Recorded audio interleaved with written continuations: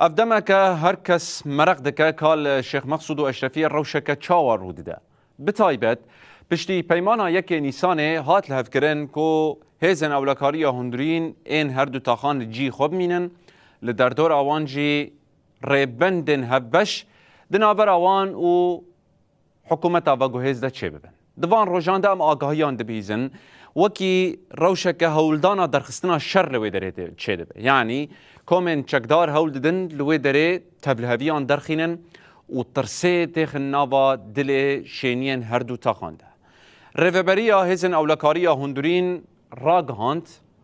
کو چکدارن حکومتا واگو هز بندن خوین کنترول لدردور وان تاخان زیدت محمد خلیل جه روناهی تیوی را دبیجه که اف هولدانه که جبو دور پیچ کرنا هر دو تاخان هر وکی پشتراز دکه که او ویگابه نخوازن شرط چه ببه او ده ناوا آرامیه که دنه لی بله اگر هولدانه ایریشه که چه بو هلبت او هر دو تاخان جه ایریشان بپارسن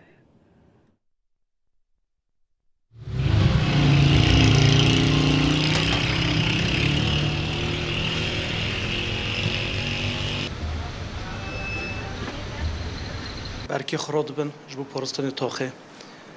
وکیل زانم بی دمک هفته که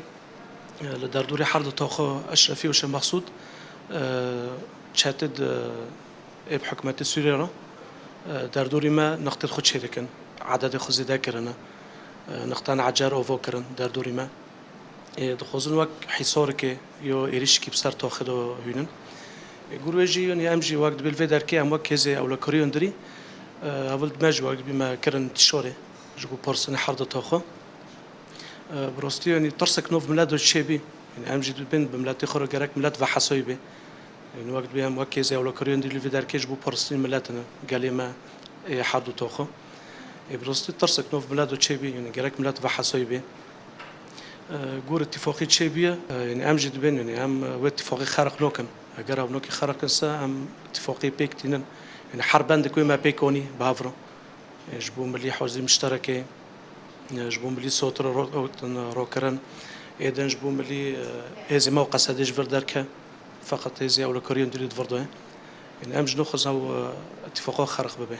توريد درون ناس كنيا يعني بي حفتوك يعني دخوزن جملي مادو